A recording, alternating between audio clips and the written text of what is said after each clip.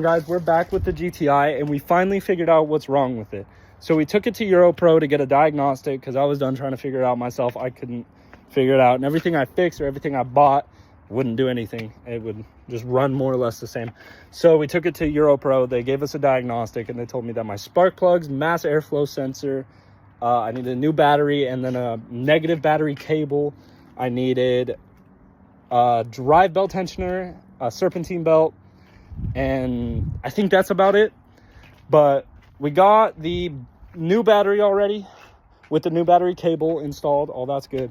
I took out all of the old spark plugs. I'll show you those in a minute. And the mass airflow sensor. The serpentine belt I'm just waiting to do until I get everything else on. But I'll show you that battery really quick. The old battery with the negative battery cable, the negative terminal, and you can see how it's all corroded. And that happens because of low voltage. Low voltage can cause your battery to corrode, and because I had 4 bad spark plugs, I had low voltage, so my battery started to corrode, and it just wasn't doing anything. And I couldn't get this cable off because of the corrosion. It I don't know, like maybe fused itself on there. I'm not quite sure what happened, but I couldn't get it off, and in trying, I'm like pulling the negative terminal like out of the battery. So that's not good. So yeah, I had to get a new cable and a new battery. Here's the new battery with the new negative cable. It's a Superstart Platinum AGM. These Volkswagens, the Mark V's, take H6s. The other ones might also have H6s. I'm not too sure about that. The spark plugs, I filled them with paper towels just because I don't have the new spark plugs yet, so they're kind of just holding things to make for sure that nothing like dust or little bugs or anything get in there. Same thing with the mass airflow sensor. It's this little hole right here.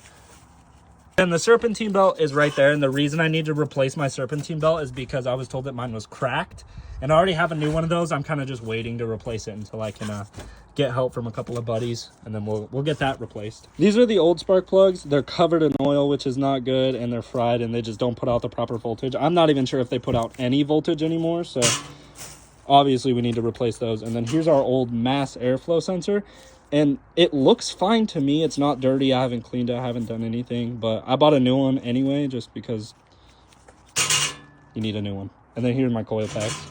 Those are still the old ones. I'm not going to get new one of these. Those are fine.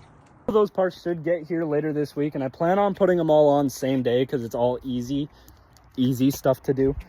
If you ever work on cars, you know that nothing ever goes the way you want it, and it always takes a lot longer than it should. But once all those get on, I should be good, and I can hold off on the serpentine belt for a little bit. I'm probably not going to for that long, maybe like a week, barely. But the plan for after I get everything fixed is my air suspension.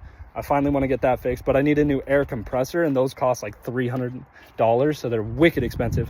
But either after or before that, one of the two, I'm going to put in this boost gauge, and I have a mount for it for my left vent. The mount goes in this vent right here, so it'll take this out and then the mount, and then the boost gauge will sit right here, and it'll be sick because it's on the left side of the driver. It'll look awesome.